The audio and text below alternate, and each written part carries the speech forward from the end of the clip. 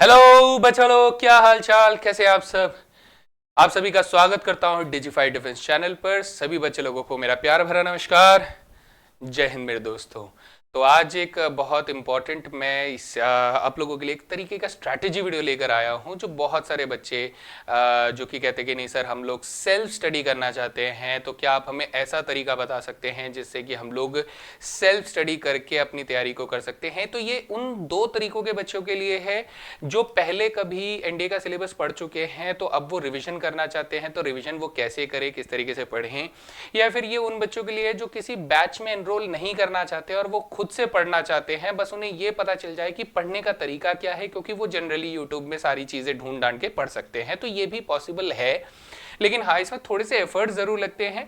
वो एफर्ट्स अगर आप लोग लगाने के लिए तैयार हैं तो definitely you can crack. But मैं आप लोगों को रास्ता जरूर बता दूंगा कि आपको कैसे किस तरीके से पढ़ना चाहिए, कैसे आपको पूरा जो वॉक थ्रू है, जैसे कोई गेम अगर आप खेल रहे हैं और किसी स्टेज में आप अटक जाते हैं तो आपको एक वो बताता है, वॉक थ्रू बताता है कि भैया उस लेवल को आप कैसे पार करोगे। तो ये वो एक वॉक थ्रू है जिसमें मैं आप लोगों को बताने वाला हूं कि एनडीए 2025 के लिए अगर आप मैथ्स की सेल्फ स्टडी खुद से करना चाहते हैं, मतलब स्टडी अगर सेल्फ स्टडी करना चाहते हैं, तो आप कैसे करें ताकि आप श्योर शॉट डेफिनेटली आप सक्सीड हों और पूरे सिलेबस को खत्म करके कॉन्फिडेंटली एग्जाम को भी क्रैक कर पाएं।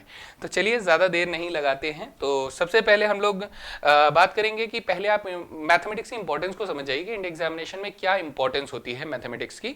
तो देखो 120 सवाल आते हैं, 300 मार्क्स का होता है, जिसमें ये चीज़ बच्चे को हमेशा पता होनी चाहिए कि आसान सवाल आप लोगों को कितने पूछे जाते हैं। आसान सवाल आपको 50% सवाल, यानी कि 120 के 60 क्वेश्चन में अगर बताऊं कि आसान होते हैं। वहीं पर मॉडरेट लेवल की अगर मैं बात करूं तो 30% और डिफिकल्ट लेवल की बात करूं तो 20% होते हैं, है ना। ये मोटा मोटा हिसाब होता है, थोड़ा बहुत कम ज्यादा हो सकता है। लेकिन अगर आप किसी से भी पूछो, कोई भी जो इस एग्जाम को क्रैक कर चुका है या फिर किसी भी टीचर से पूछो, तो आप लोगों को यही बताया जाएगा कि इजी लेवल ऑफ क्वेश्चन जो होते हैं वो हमारे पास कम से कम 60 क्वेश्चन होते हैं, ऊपर भी हो सकते हैं, कम नहीं होते हैं। तो बस आपको सही तरीके से ढूंढने की जरूरत होती है, जो मैं हमेशा बताता हूँ, राइट। फिर अगर मैं सेफ स्कोर की बात करूं कि बच्चे जो कहते हैं कि sir what is the safe score, क्या हमें मेरिट लिस्ट में, फाइनल मेरिट लिस्ट में नाम लाने के लिए कितना स्कोर करना चाहिए। देखिए कट ऑफ तो आपकी कुछ भी चली जाएगी यार, ठीक है। कट ऑफ वैसे तो सेक्शनल कट ऑफ आपको 25% बताया जाता है कि 75 मार्क्स अगर आप ले आते हो तो आपका मैथ्स का पेपर क्वालिफाई हो जाएगा, फिर आप जीएटी के पेपर के लिए चेक किया जाएगा आप लोगों का। लेकिन सेक्शनल कट ऑफ पार करना का मतलब ये नहीं है कि आपका फाइनल मेरिट लिस्ट में भी हो जाएगा, क्योंकि बच्चे बहुत मेहनत कर रहे हैं। यहाँ तक कि जेई के जो एस्पिरेंट्स होते हैं वो भी एनडीए का एग्जामिनेशन दे रहे होते हैं, तो वो कट ऑफ धीरे धीरे बढ़ा रहे होते हैं, फाइनल मेरिट लिस्ट तक तो अच्छा खासा स्कोर बन जाता है। तो मैं यहाँ तक सबको बताऊंगा कि 150 से लेकर 180 के बीच में अगर आप स्कोर कर रहे हैं तो आप अपने आप को फाइनल मेरिट लिस्ट के लिए तैयार कर सकते हैं कि हाँ भैया एसएसबी में भी बढ़िया स्कोर कर कुरा के मेरा फाइनल मेरिट लिस्ट में नाम आ जाएगा। लेकिन अगर आप 150 से नीचे कहीं चल रहे हैं ना, तो थोड़ा सा डाउटफुल है बेटा।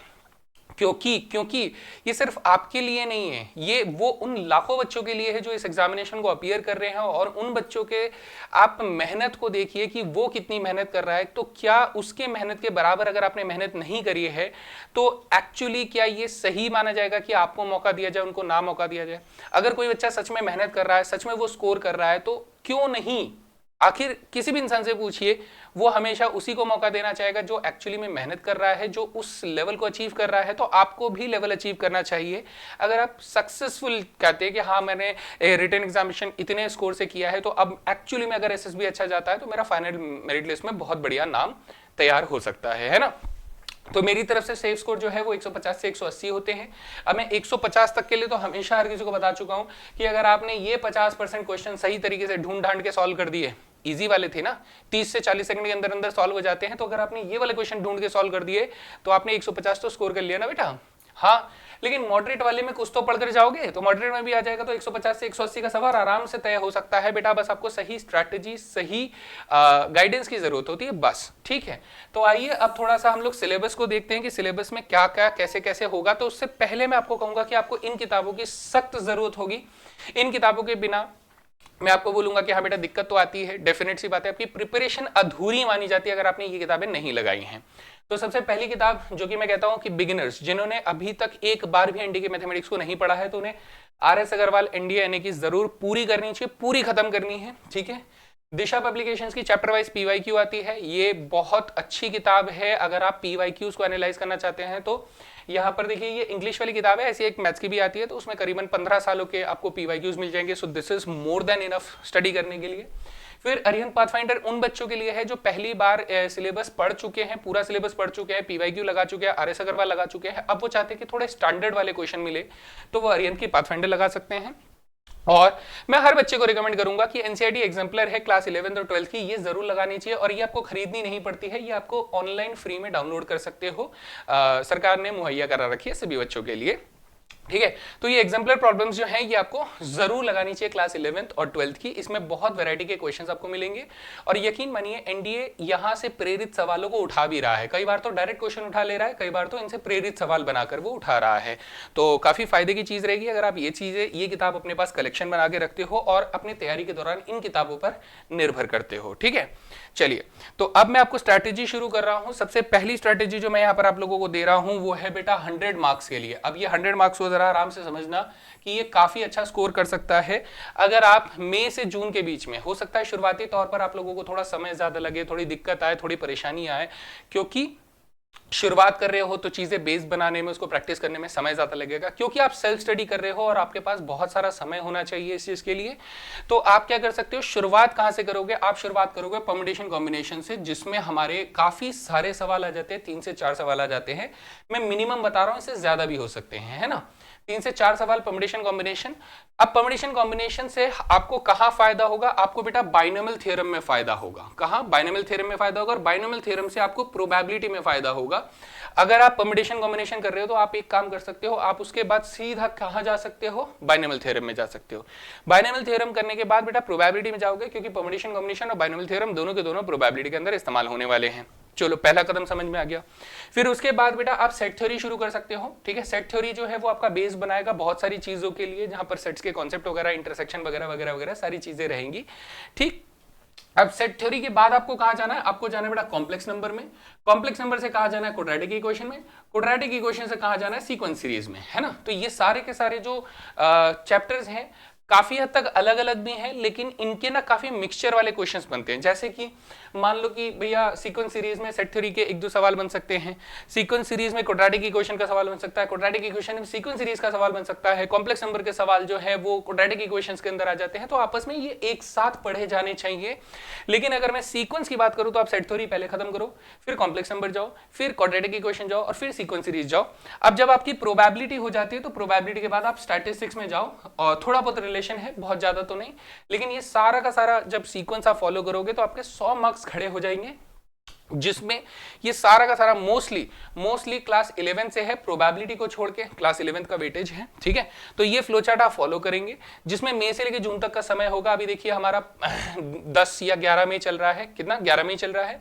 अब 11 मई के बाद आप शुरू करते हो, अगर आज से या कल से आप शुरू करते हो, तो फिर उस हिसाब से हम लोग ये बात कर सकते हैं कि भाई जो 15 जून तक के लिए या फिर 20 जून तक के लिए मैं मान के चलता हूँ, 1 महीना आप डेडिकेशन के साथ दे रहे हो, जिसमें आप ये फ्लो चार्ट को फॉलो करते हुए सभी चैप्टर्स कर लेते हो, तो आप 100 मार्क्स की तैयारी कर चुके हो। अब कोई बच्चा बोलता है कि सर अगर मान लो 1 महीने में ये पूरा नहीं हो पाया, तो बेटा थोड़ा समय ज्यादा दे देना, क्योंकि ये स्टेज 1 है। स्टेज 1 क्या होता है कि बच्चे की लर्निंग स्टेज होती है, इसलिए वो थोड़ा स्लो होता है, थोड़ा उसको इंटरेस्ट कम होता है, या फिर उसको सवाल सॉल्व करने में प्रॉब्लम होती है। तो आपको समय अगर ज्यादा लग भी रहा है तो भी घबराना नहीं है, टूटना नहीं है, करते चलना है, ठीक है। चलिए, नेक्स्ट हमारे पास आ जाता है स्टेज 2, जो कि मैं जून से जुलाई तक के बीच में आप लोगों का प्लानिंग सेट कर रहा हूं कि इसमें आप लोगों का जो टारगेट रहेगा वो 80 मार्क्स का टारगेट रहेगा। मैं फिर बता रहा हूं कि ये मैं मिनिमम मार्क्स बता रहा हूं, ये ज्यादा भी हो सकते हैं, ये मिनिमम वैल्यूज मैंने सेट करेंगे, इतना मार्क्स आपका यहां से बिल्ड हो जाएगा, और ये 80 मार्क्स। अब इसकी कहानी कैसे शुरू होती है,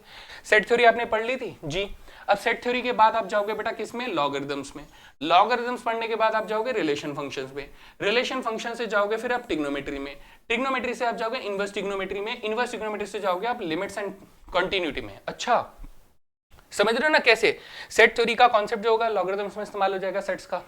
लॉगरिथम से आप रिलेशन फंक्शंस में लॉगरिथम्स का इस्तेमाल होगा। रिलेशन फंक्शन पढ़ लोगे तो फिर आपको ट्रिग्नोमेट्री समझ में आने लग जाएगी, डोमेन रेंज समझ में आने लग जाएगा। एक बार ट्रिग्नोमेट्री समझ जाओगे तो आपको इनवर्स ट्रिग्नोमेट्री, उसका भी इनवर्स फंक्शन समझ में आना शुरू हो जाएगा। जब आपने पूरा फंक्शन वाला पार्ट पढ़ लिया तो फंक्शन पढ़ने के बाद अब फंक्शंस के ऊपर कैलकुलस लगाना शुरू कर दो। लिमिट्स एंड कंटिन्यूटी पढ़ लो। लिमिट्स एंड कंटिन्यूटी पढ़ने के बाद बेटा आपको डेरिवेटिव्स पढ़ना चाहिए। डेरिवेटिव्स पढ़ने के बाद आपको एप्लीकेशन और डेरिवेटिव्स पढ़ना चाहिए, और एप्लीकेशन और डेरिवेटिव्स पढ़ने के बाद इंटीग्रेशन, और इंटीग्रेशन के बाद आपको डिफरेंशियल इक्वेशंस पढ़ना चाहिए। तो ये हमारा कैलकुलस वाला पार्ट हो गया है, तो अच्छा खासा वेटेज भी आप लोगों को देखने को मिल रहा है।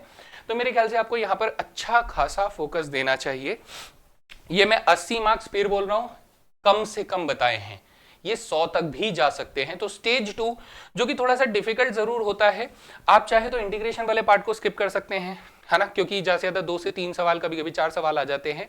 तो लेकिन इसका सिलेबस जो होता है वो बहुत बड़ा होता है, तो आप ये स्किप कर सकते हैं। रेस्ट ऑफ द पार्ट्स आपको जरूर करने चाहिए, क्योंकि आसान भी होते हैं और कंपैरेटिवली ज्यादा क्वेश्चंस भी पूछे जाते हैं। ट्रिग्नोमेट्री से तो अकेले बेटा 10 सवाल पूछे जाते हैं, इनवर्स ट्रिग्नोमेट्री से 3 से 4 सवाल और पूछ लिए जाएंगे, तो अच्छा खासा वेटेज है, राइट। चलो, ये वाला पार्ट हो जाने के बाद गुरुजी जुलाई से अगस्त तक का मामला। अब ये देखो, ये वाला टारगेट जो है ये 50 मार्क्स का है। बच्चों को जनरली ये वाला पार्ट ना पसंद नहीं आता, क्योंकि एनालिटिकल ज्योमेट्री है, इंटरेस्ट कम आता है और फिर ऊपर से बच्चों को मुश्किल ज्यादा लगता है।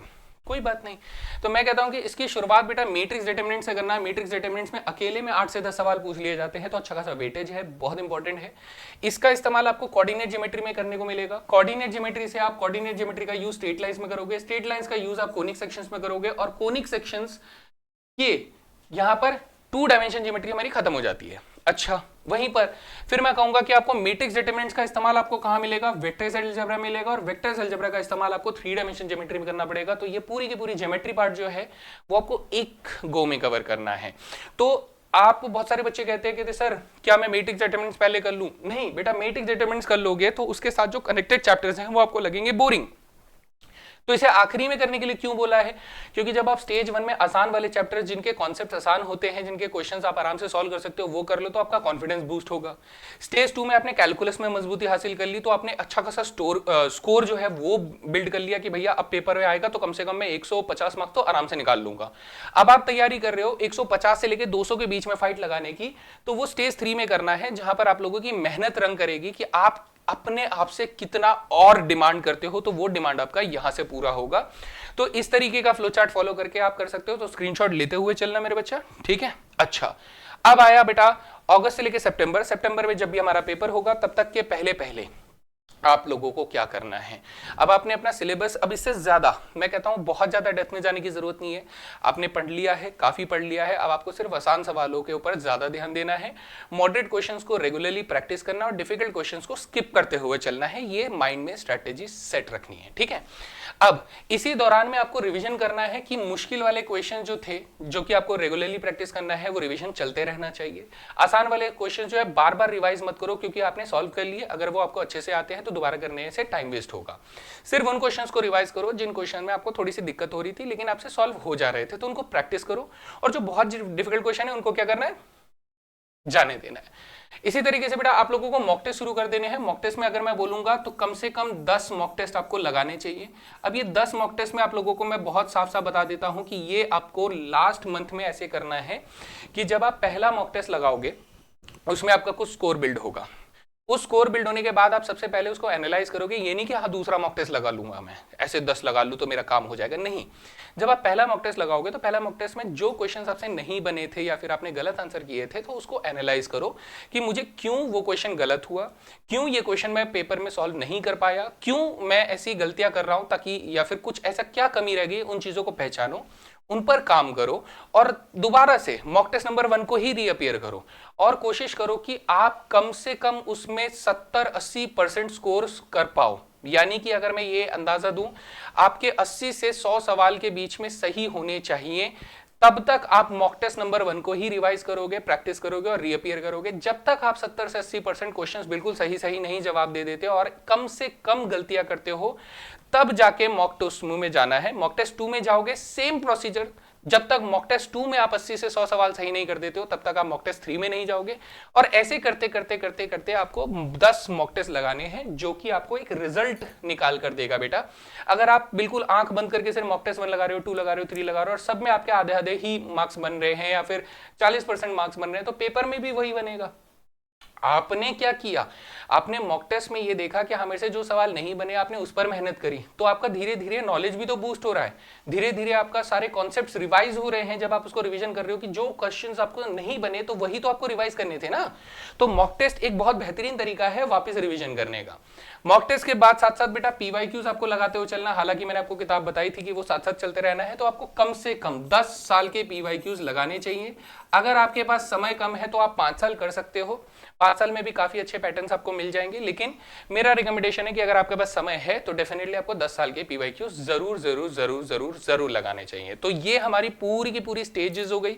स्टेज 1 में हम लोगों ने बेसिक्स बनाया, स्टेज 2 में हम लोगों ने कैलकुलस को मुट्ठी में लिया, स्टेज 3 में हम लोगों ने वो वाली चीज कॉन्फिडेंस में ली जो बच्चों को जनरली पसंद नहीं होता है, लेकिन अगर मान लो आपसे नहीं भी हो रहा है तो कम से कम उसके बेसिक्स पढ़ लो ताकि उसके कुछ क्वेश्चंस आपसे सॉल्व होने शुरू हो जाएं।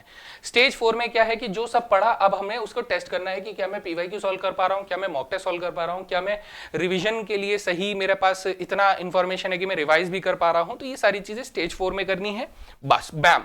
और फिर हमारा सितंबर मंथ आ जाता है और इन सारी चीज की तैयारी आप सेल्फ स्टडी तो कर ही सकते हैं, आराम से आपको क्लासेस मिल जाती हैं। और अगर आप चाहते हैं कि नहीं सर मैं गाइडेड परफॉर्मेंस करना चाहता हूं, मुझे गाइड प्रॉपर तरीके से डायरेक्शन दिए जाएं कि क्या पढ़ना है, कैसे पढ़ना है, कितना पढ़ना है, और अगर मुझे सवाल भी प्रैक्टिस करने हैं तो कहां से सवाल प्रैक्टिस करने हैं, अगर आप ये सारी चीज़ों को लैक कर रहे हैं, आप खुद से नहीं अरेंज कर सकते हैं, तो बेटा आप लोगों के लिए मैंने एलीट फोर्स बैच लॉन्च किया हुआ है जिसके अंदर मैं सारी चीज़ें आप लोगों को प्रोवाइड करवा रहा हूँ। आपको बुक्स भी लेने की ज़रूरत नहीं है, जैसे कि आप लोगों को बेटा लेक्चर थ्योरी तो मिल ही रही है, साथ में PDF नोट्स मिल रहे हैं, DPP वीडियो सॉल्यूशन मिल रहे हैं, कम से कम 6000 से ज्यादा सवालों का MCQ सेट मिल रहा है आपको, पीवाईक्यू सॉल्यूशंस मिल रहे हैं, टेस्ट मिल रहे हैं, 4 सिलेबस टेस्ट मिल रहे हैं, 2 फुल मॉक टेस्ट मिल रहे हैं, डाउट सेशन मिल रहे हैं डाउट फैकल्टी के साथ, ठीक है। वैलिडिटी जो रहेगी इसकी 30 सितंबर 2025 तक रहेगी। इस बैच का जो प्राइस चल रहा है वो 500 चल रहा है। तो बहुत सारे बच्चे बोलेंगे सर जी कूपन कहाँ है, कूपन कहाँ है, कूपन कहाँ है। बेटा कूपन हो गया एक्सपायर, वो स्टार्टिंग के बच्चों के लिए था। तो अब अगर आप ज्वाइन करना चाहते हैं तो आप इस बैच को जरूर ज्वाइन कर सकते हैं। लिंक जो होगा वो मैं आपको डिस्क्रिप्शन में दे दूंगा, वहां से आप सीधा सीधा ज्वाइन कर सकते हैं। एप्लीकेशन और वेबसाइट की लिंक जो है वो भी दोनों के दोनों आप लोगों को डिस्क्रिप्शन में मिल जाएगी, तो वहां से आप एक्सेस कर सकते हैं। तो मेरी तरफ से तो ये सारी चीजें थी। अब इस मैसेज के बारे में बात कर लेते हैं कि बेटा विनर्स ट्रेन लूजर्स कंप्लेन। भाई बहुत सीधी सी बात है, जो जिसे जीतने की आदत होती है ना वो तो हर परेशानियों के बीच में से ना सॉल्यूशन को ढूंढने की सोचता है कि अगर मेरे को रुकावट आ रही है तो मैं इस रुकावट को कैसे हटाकर आगे बढ़ सकता हूँ। वहीं लूजर्स क्या बोलेगा, सर जी यहाँ तो एक पत्थर पड़ा हुआ है, हम तो आगे नहीं बढ़ पा रहे, आप हटा देंगे क्या। तो ये एक बहुत ही बढ़िया साइकोलॉजिकल मेंटालिटी, अगर हम लोग कहें कि दो पर्सनालिटी, एक विनर और एक लूजर। विनर मेंटालिटी सोचता है कि हाँ मुझे तो आगे बढ़ना है, जितनी देर रुकूंगा मेरा नुकसान है, तो वो पत्थर को खुद हटाने के बारे में सोचता है। लूजर क्या कहता है, लूजर कहता है कि सर जी मेरे से तो पत्थर हटने से रहा, आप ही हटा दो। तो वो एक हाथ को बांध के यूं खड़े रहने वाला बंदा बेटा सक्सेसफुल नहीं होता है। हाथ चलाओ, कोशिश करो। मैं कहता हूं कि अगर मान लो आप विनर मेंटालिटी के साथ हो और आपसे पत्थर हट भी नहीं रहा है, लेकिन अगर आप कोशिश कर रहे हो तो 10 तरीके आपके दिमाग में आ चुके होंगे कि इस पत्थर को और कैसे कैसे हटा सकते हैं। भले ही वो काम नहीं किया होगा, लेकिन आपको ये तरीका जरूर पता होगा कि हाँ मैंने कोशिश जरूर की थी। और कोशिश करने वाले जब कोशिश करते रहते हैं ना, और मुझे दिखता है कि हाँ ये बच्चा कोशिश कर रहा है लेकिन फिर भी अटक रहा है, तो मैं खुद उसके सामने प्रकट होता हूं मैंने कहा बता क्या प्रॉब्लम है। और लेकिन अचानक आते ही वो कोई बच्चे ने कोशिश भी नहीं करी, बोले सर जी आप करवा देते प्लीज प्लीज प्लीज बोल के, एक तो अंग्रेजी वर्ड छोड़ के चले गए, प्लीज बहुत ही बुरा वर्ड है भाई, कसम से बता रहा हूं। प्लीज बोलने से जैसे काम पूरा हो जाएगा, है ना, तो ये बहुत बेकार शब्द है बेटा, बोलना कम करो। लूजर्स वाली फीलिंग आती है, बस प्लीज बोल के हाथ जोड़ के खड़े हो जाओ, सर जी मदद कर दो मदद कर दो, ये बहुत बेकार चीज है। पहले खुद कोशिश करो, जब वो कोशिश आपकी असफल हो रही है तो मुझे खुद दिख जाएगी कि यार ये कोशिश कर तो रहा है लेकिन इससे हुआ नहीं। ठीक है, एक बच्चा आता है क्वेश्चन लेकर आता है मेरे सामने, समझना इस बात को, मैं बहुत ज्यादा लंबा नहीं लूंगा। एक बच्चा क्वेश्चन लेकर आता है, वो कहता है कि सर जी इसको सॉल्व करके दे दो। मैं उसे बोलता, मैंने कहा इसका सोल्यूशन तूने किया? सर जी नहीं, मैंने सिर्फ एक बार किया था, हुआ नहीं। मैं एक बार किया और तूने मेरे पास डाउट लेकर आ गया, ये तो कितनी गलत बात है। फिर एक बच्चा आता है कि सर जी मैंने ना इसके ऊपर 10 बार 10 तरीकों से सॉल्यूशन करके देखा लेकिन मुझसे नहीं हुआ। मैंने कहा सॉल्यूशन दिखा, वो भेजता भी है, कर सर देखो मैंने 10 पेजेस में ये अलग अलग तरीके से सॉल्व करने की कोशिश करी है। मैंने कहा अब आजा मैं तेरे को डाउट का सॉल्यूशन देता हूं। तब मेरा मन करता है कि यार बच्चा कोशिश कर चुका है, अब नहीं हो रहा है तो अब तो मेरी ड्यूटी बनती है कि मैं उसे आगे बढ़ाऊं। लेकिन अगर कोई बच्चा पहले ही कदम पे कह रहा है सर जी मेरे से नहीं चला जा रहा है, मेरे से नहीं हो पाएगा, आप ही चलवा दो, आप अपने कंधे पे बिठाकर ले चलो, हम पूरा रास्ता आपके कंधे पे तय कर लेंगे, तो ऐसा नहीं होने वाला है। बहुत सीरियस बात बोल रहा हूं, ठीक है। तो विनर जो होते हैं अपने आप को ट्रेन करते हैं, चाहे वो असफल क्यों ना हो, लेकिन फिर भी वो अपने आप को ट्रेन करने पर भरोसा रखते हैं। और लूजर के पास एक ही चीज होती है, एक्सक्यूजेस एंड कंप्लेन, ठीक है। अगर तुम इस रूटीन को फॉलो करते हो बेटा ऑनेस्टली और पूरी बहादुरी के साथ अगर आप ये फॉलो करते हो तो definitely you will make the record, और फिर आप मुझे बताओगे कि सर आपकी बात मानी थी और आपने जैसा जैसा बताया वैसा किया और मेरे पास आज रिजल्ट है। And that's it guys, thank you very much. और इस चीज को बिल्कुल भी मजाक में मत लीजिएगा, मैं बहुत सोच समझकर आप लोगों के लिए स्ट्रैटेजी वीडियोस बना रहा हूं। बहुत टाइम से मेरे को बच्चों ने बोला हुआ है कि सर स्ट्रैटेजी बताइए कि कैसे पढ़ना है, किस तरीके से पढ़ना है, तो इस रूटीन को फॉलो जरूर करना, ठीक है। और भी अगर कोई आप लोगों को डाउट्स आता है, कुछ भी अगर आप लोगों को जानना है, कुछ भी आपके पास अगर कोई परेशानी है तो प्लीज कमेंट सेक्शन में बताइएगा, मैं उसके ऊपर भी आप लोगों के लिए सोल्यूशन लेकर आऊंगा। So thank you very much guys, thank you all. ये सेशन यहीं पर एंड करता हूं, मिलते हैं फिर अगले सेशन में। जय हिंद।